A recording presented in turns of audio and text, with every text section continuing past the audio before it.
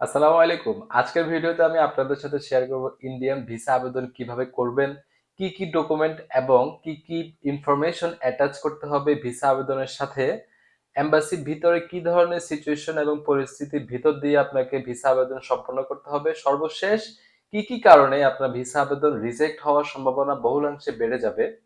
আজকের ভিডিওটি যদি আপনাদের ভালো লেগে থাকে, লাইক এবং সাবস্ক্রাইব করে পাশে থাকবেন। ভিসা আবেদনের জন্য আপনার একটি ভিসা আবেদন ফাইল তৈরি করতে হবে। এর জন্য প্রয়োজন হবে 2x2 সাইজের 2 কপি ছবি, আর ব্যাকগ্রাউন্ড হবে সাদা। এরপর হচ্ছে আপনার একটি ভ্যালিড পাসপোর্ট, যার মেয়াদ থাকতে হবে ন্যূনতম 6 মাস। আর ইন্ডিয়ান ভিসা আবেদনের জন্য যদি আপনার আগের কোনো পাসপোর্ট থেকে থাকে, আগের পাসপোর্টটিও প্রয়োজন হবে, অর্থাৎ আপনার নতুন পাসপোর্ট এবং আগের পাসপোর্ট দুটোই প্রয়োজন হবে। এরপর হচ্ছে যে আপনার এনআইডি কার্ডের ফটোকপি, তারপর হচ্ছে যে আপনার ইউটিলিটি বিল, অর্থাৎ আপনি যে বাসায় ভাড়া থাকেন অথবা যে বাসায় আছেন বর্তমানে ওই বাসার কারেন্ট বিল, গ্যাস বিল অথবা টেলিফোন বিলের একটি ফটোকপি। তারপর হচ্ছে আপনার ব্যাংকের স্টেটমেন্ট, আর আপনি যদি চাকরিজীবী হন সেক্ষেত্রে আপনার অফিসের এনওসি, অর্থাৎ নো অবজেকশন লেটার। মানে আপনি আপনার অফিস থেকে আপনি যে 7 দিন, 8 দিন, 10 দিন অথবা 1 মাসের জন্য ভারতে যাচ্ছেন সফর করার জন্য, সেক্ষেত্রে আপনার অফিস থেকে কোনো অবজেকশন নেই। এ ধরনের একটি এনওসি প্রয়োজন হবে। এরপর হচ্ছে যে আপনার একটি ডুয়াল কারেন্সি কার্ড ছবি, অর্থাৎ ডুয়াল কারেন্সি কার্ডের ফ্রন্ট সাইড এবং ব্যাক সাইডের ছবি ফটোকপি আকারে দিতে হবে। এবং সর্বশেষ হচ্ছে আপনার ব্যাংক স্টেটমেন্ট, আপনার সর্বশেষ 6 মাসের একটি ব্যাংক স্টেটমেন্ট দিতে হবে। এবং ব্যাংক স্টেটমেন্ট দেওয়ার সময় আপনাকে অবশ্যই লক্ষ্য রাখতে হবে আপনার গত 6 মাসে যেন আপনার ব্যাংকে ন্যূনতম কিছু ট্রানজ্যাকশন হয়। আর এবং হচ্ছে যে আপনার কিছু ব্যালেন্স রেখে দেন আপনাকে ব্যাংক স্টেটমেন্টটা বের করতে হবে। আমার বলার উদ্দেশ্য হচ্ছে যে এম্বাসি অথবা হাই কমিশন চায় যে এমন কোনো পর্যটককে যেন ভিসা না দেওয়া হয় যারা ফাইন্যান্সিয়ালি সলভেন্ট না, অর্থাৎ আপনার ফাইন্যান্সিয়াল যদি আপনি আর্থিকভাবে যদি আপনার অ্যাবিলিটি না থাকে অথবা আপনি যদি দুর্বল হন, সেক্ষেত্রে হচ্ছে যে আপনাকে ওরা ভিসা দিবে না। এবং আপনার আর্থিক সামর্থ্য যাচাই করার উপায় একটাই, সেটা হচ্ছে যে আপনার ব্যাংক স্টেটমেন্ট দেখে ওরা ডিসাইড করবে আপনাকে কি ভিসা দেওয়া হবে নাকি হবে না। তো সেই ক্ষেত্রে আপনাকে অবশ্যই প্রোভাইড করতে হবে যে আপনার ব্যাংকে যেন ন্যূনতম কিছু ব্যালেন্স থাকে এবং লাস্ট 6 মাসের যেন কিছু ট্রানজ্যাকশন হয়। এবং সর্বশেষ যে ব্যাপার সেটি হচ্ছে যে আপনার পাসপোর্টে ন্যূনতম $150 এন্ডোর্সমেন্ট করা রাখতে হবে। অর্থাৎ আপনার যে ডুয়াল কারেন্সি কার্ড আছে, সেই ডুয়াল কারেন্সি কার্ডের একটা নাম্বার আছে, ডুয়াল কারেন্সি কার্ডের নাম্বারে অথবা ডুয়াল কারেন্সি কার্ডে আপনার পাসপোর্টে $150 এন্ডোর্স দেখিয়ে দেন হচ্ছে যে আপনাকে এ ধরনের একটি ফাইল রেডি করতে হবে। তো ছবি তো আপনার যে 2 পাতার একটা আবেদনপত্র এম্বাসিতে, যেটা আপনি হচ্ছে যে ভিসা অ্যাপ্লিকেশন ফর্ম, এটা হয় মূলত 2 পাতার, এই 1 পাতা আর হচ্ছে যে এ ধরনের 1 পাতা, মোট 2 পাতার একটা ভিসা অ্যাপ্লিকেশন ফর্ম হয়। ওই ভিসা অ্যাপ্লিকেশন ফর্মে আপনার একটা ছবি এখানে পিন দিয়ে অথবা আঠা দিয়ে অ্যাটাচ করতে হবে। এরপর হচ্ছে যে আপনার আবেদনপত্রটা হবে এই ধরনের। আমার হাতে যে ফাইলটা আছে এটা হচ্ছে যে ইন্ডিয়া ভিসার জন্য একটা আবেদন ফাইল। এখানে হচ্ছে প্রথমে ভিসা আবেদন ফর্ম, হচ্ছে যে 2 পাতা। তারপর হচ্ছে যে এনআইডি কার্ডের ফটোকপি, এটা হচ্ছে এনআইডি কার্ডের ফটোকপি। তারপর হচ্ছে যে ব্যাংক স্টেটমেন্ট, এটা হচ্ছে যে ব্যাংক স্টেটমেন্ট আমার গত 6 মাসের ব্যাংক স্টেটমেন্ট। তারপর হচ্ছে যে এটা হচ্ছে আমার ডুয়াল কারেন্সি কার্ডের একটা ছবি, আমি এখানে ফটোকপি আকারে অ্যাটাচ করেছি। তারপর হচ্ছে যে আমার অফিসের এনওসি,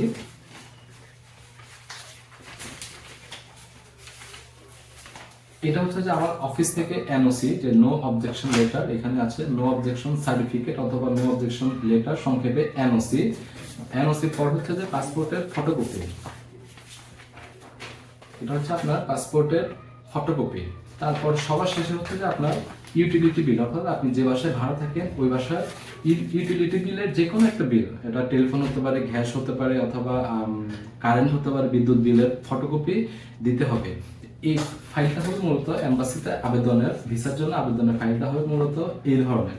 এই ফাইলটাকে নিয়ে আপনাকে ভিসা আবেদনের যে আবেদন ফি সেটা জমা দিয়ে দেন আপনাকে এম্বাসির ভিতরে যাওয়া লাগবে। তো এই ক্ষেত্রে আমার একটা পরামর্শ থাকবে, অনেকেই বলে যে আপনারা নিজে নিজে ভিসা আবেদন করতে পারবেন। আসলে এই ব্যাপারটা যথেষ্ট সময় সাপেক্ষ ব্যাপার এবং কমপ্লিকেটেড। আমি আমার পরামর্শ থাকবে যে আমরা যেহেতু বাংলাদেশে বাস করি, বাংলাদেশে আসলে হচ্ছে যে টাকা দিলে সবকিছুই খুব ইজি হয়ে যায়। তো সেক্ষেত্রে ভিসা আবেদন ফি হচ্ছে 850 টাকার মতো। আর এর সাথে আপনি যদি যারা হচ্ছে যে ভিসা প্রসেস করে, এই কাজগুলো করে, হচ্ছে যে এম্বাসির বাইরে এরকম অনেক দোকান আছে যারা হচ্ছে যে যাদের মূল পেশা হচ্ছে যে ভিসা প্রসেস করা, তো তাদেরকে দিয়ে যদি আপনারা ভিসার আবেদনটা প্রসেস করান, সেক্ষেত্রে আপনাকে হয়তো বা আপনার ভিসা আবেদন ফি হচ্ছে 850 টাকা। ওরা আপনার কাছ থেকে 1100 অথবা 1000 টাকা নিবে, ন্যূনতম 150 টাকা 200 টাকা ওরা হচ্ছে যে চার্জ করে আপনাকে ভিসা আবেদনটা প্রসেস করে দিবে। আমি আমি আমার পরামর্শ থাকে যে নিজের চেষ্টা করতে গেলে ব্যাপারটা অনেক লেন্দি হয়ে যাবে, অনেক ভুল হবে, যেহেতু তারা প্রফেশনাল। তো ওদেরকে দিয়ে করানোটাই আমি মনে করি যে বুদ্ধিমানের কাজ হবে। তো এটা করার পর এই ফাইলটা নিয়ে আমাকে যেতে হবে এম্বাসিতে। এম্বাসিতে যাওয়ার আগে মনে রাখতে হবে এম্বাসির ভিতরে মোবাইল, ক্যামেরা, গ্যাজেট, ট্যাব এই ধরনের কোনো কিছু নিয়ে এম্বাসির ভিতরে যাওয়া যাবে না। সেক্ষেত্রে আমরা যারা মফস্বল অথবা দূর দূরান্ত থেকে আসি, আমাদের কি করতে হবে যে এম্বাসির বাহিরে এ ধরনের কিছু ছোট ছোট দোকান আছে যারা হচ্ছে যে মূলত ভিসা প্রত্যাশী অথবা ভিসা ক্যান্ডিডেট যারা আছে তাদের মোবাইল, ব্যাগ অথবা গ্যাজেট যাই হোক, মানে যেই টুলসগুলো আমরা, যে গ্যাজেটগুলো আমরা এম্বাসির ভিতরে নিয়ে যেতে পারবো না, ওই টুলসগুলো ওরা 20 টাকা অথবা 10 টাকার বিনিময়ে স্টক করে রাখে অথবা সেভ করে রাখে। তো তাদের কাছে এই মোবাইল, গ্যাজেট, ক্যামেরা অথবা আপনার ব্যাকপ্যাক এগুলা 20 টাকার বিনিময়ে, 10 টাকার বিনিময়ে জমা রেখে তারপর হচ্ছে যে আমরা এম্বাসির ভিতরে যাব। দায়িত্ব নিয়ে সততাভাবে আপনাদের মোবাইলগুলো সেফটি রাখছি, বিনিময়ে 10-20 টাকা পাচ্ছি। এটাই মোবাইল কত আর ব্যাগ কত করে রাখেন? ব্যাগ 20 টাকা, মোবাইল, ছোট মোবাইল 10 টাকা, বড় মোবাইল 20 টাকা। 7 নম্বরে। হ্যাঁ, আচ্ছা। এম্বাসির ভিতরে যাওয়ার পরে সবার প্রথমে আমাকে হচ্ছে যে সিরিয়ালে এই আমার আবেদন পত্র অথবা আমার আবেদন ফাইলটা আগে তাদেরকে সিরিয়াল ধরে জমা দিতে হবে। জমা দেওয়ার পরে এম্বাসি থেকে আমাকে একটা টোকেন দিবে, ছোট একটা টোকেন দিবে। এই টোকেনটা নিয়ে আমরা আবার সিরিয়ালে দাঁড়াবো। সিরিয়ালে দাঁড়ানোর পর এম্বাসির ভিতর থেকে, কাউন্টার থেকে সিরিয়াল নাম্বার এবং নাম বলে ডাকবে। ডাকার পর আমরা যখন কাউন্টারে যাব তখন হচ্ছে যে আমার পাসপোর্টের সাথে আমার চেহারার মিল আছে কিনা অথবা সবকিছু দেখে হচ্ছে তারা ফিঙ্গার নেবে হাতে, এই বাম হাত, ডান হাত, তারপর হচ্ছে যে এই বৃদ্ধাঙ্গুলের ফিঙ্গার নেবে অথবা আঙ্গুলের ছাপ নেবে। আঙ্গুলের ছাপ নেওয়ার পর ওরা হচ্ছে যে আমাকে অথবা আপনাকে একটা টোকেন দিবে। এই টোকেনটা আমাকে সেভ করে রাখতে হবে, কারণ হচ্ছে যে এই টোকেন ছাড়া আমাকে যখন ভিসা দিবে অথবা আমাকে যখন পাসপোর্টটা দিবে তখন হচ্ছে যে এই টোকেন ছাড়া আমাকে ওরা পাসপোর্টটা দিবে না। তো সর্বশেষ যে টোকেনটা দিবে এই টোকেনটা সংরক্ষণ করে রাখতে হবে। দেখা গেলো যে 2 দিন পর 3 দিন পর আমার মোবাইলে মেসেজ আসলো যে আপনার পাসপোর্ট রেডি হয়ে গেছে, আপনি আসেন। তখন যদি আমি এই টোকেনটা প্রোভাইড করতে না পারি তখন হচ্ছে যে ওরা আমাকে আমার পাসপোর্টটা দিবে না। সেক্ষেত্রে এই টোকেনটা খুবই ইম্পর্টেন্ট। তো এখন আমি আপনাদেরকে বলবো যে কি কারণে আপনি ভিসা না পেতে পারেন অথবা কি কি কারণে আপনার ভিসা আবেদন রিজেক্ট হতে পারে। তো প্রথম যে ব্যাপার সেটা হচ্ছে যে আপনার পাসপোর্টের মেয়াদ যদি ন্যূনতম 6 মাস না থাকে সেক্ষেত্রে আপনাকে ভিসা দিবে না। 95% কেস হচ্ছে যে যাদের পাসপোর্টের মেয়াদ 6 মাস নেই অথবা 6 মাসের কম আছে তাদেরকে পাসপোর্ট ভিসা দেয় না। 5% যারা, তারা হচ্ছে যে কূটনৈতিক ব্যক্তিত্ব অথবা আমাদের দেশে অথবা যে কোনো কান্ট্রির হচ্ছে যে গুরুত্বপূর্ণ person, VIP person, CIP person এবং হচ্ছে যারা national player, national sports player, তো ওদেরকে হচ্ছে যে ওদের জন্য ওই ভিসার ন্যূনতম, পাসপোর্টের ন্যূনতম মেয়াদ থাকাটা জরুরি না, কারণ তাদের হচ্ছে যে স্পেশাল কেস। তো স্পেশাল কেসে ওই 5% হচ্ছে যে স্পেশাল কেসের জন্য। আর যারা আমরা আমজনতা, সাধারণ মানুষ, আমাদের ন্যূনতম 6 মাস পাসপোর্টের মেয়াদ থাকতেই হবে। আর এরপরে যে ব্যাপার হচ্ছে যে আপনার যদি আগে কোনো পাসপোর্ট থেকে থাকে, দেখা গেছে যে আমাদের অনেকেরই পাসপোর্ট 2টা থাকে, যে আমার একটা পাসপোর্ট আছে, এই পাসপোর্টের আমার মেয়াদ শেষ, আমার পাসপোর্টের মেয়াদ শেষ হয়ে যাওয়ার পর আমি নতুন করে একটা পাসপোর্ট রিনিউ করলাম। তো হচ্ছে যে আমরা করি কি, আমরা আগের পাসপোর্টের খোঁজ খবর আমরা রাখি না। তো বাট ইন্ডিয়ান এম্বাসিতে আপনি যখন ভিসার জন্য অ্যাপ্লিকেশন করবেন তখন হচ্ছে যে আপনার আগের পাসপোর্টটাও প্রয়োজন হবে। তো আপনার যদি আগের পাসপোর্ট না থাকে সেক্ষেত্রে আপনাকে জিডির কপি দিতে হবে। তারপরে হচ্ছে যে আপনাকে নির্বাচন কমিশনের একটা ওখান থেকে আবার একটা পেপার নিতে হয়, ওইটাও দিতে হয়, অনেক ঝামেলা। তো দেখা গেছে যাদের আগের পাসপোর্টটা নাই তারা আপনারা ভিসা পাবেন না, ভিসা না পাওয়ার সম্ভাবনাই আমি বলবো যে ম্যাক্সিমাম। এরপর হচ্ছে যে যাদের ফাইন্যান্সিয়ালি যারা সলভেন্ট না, অর্থাৎ যাদের ব্যাংক স্টেটমেন্ট আপনারা দিচ্ছেন বাট ব্যাংক স্টেটমেন্টে গত 6 মাসে কোনো লেনদেন নেই এবং হচ্ছে যে কোনো ব্যালেন্স নাই, রানিং কোনো ব্যালেন্স নেই, তারা হচ্ছে মেবি না পাওয়ার সম্ভাবনা বেশি। এবং যারা হচ্ছে যে এরপর হচ্ছে যে চাকরিজীবী অথবা স্টুডেন্ট যারা এনওসি অথবা স্টুডেন্ট আইডি প্রোভাইড করতে পারেন না, এই ক্ষেত্রে সম্ভাবনা খুবই কম থাকে।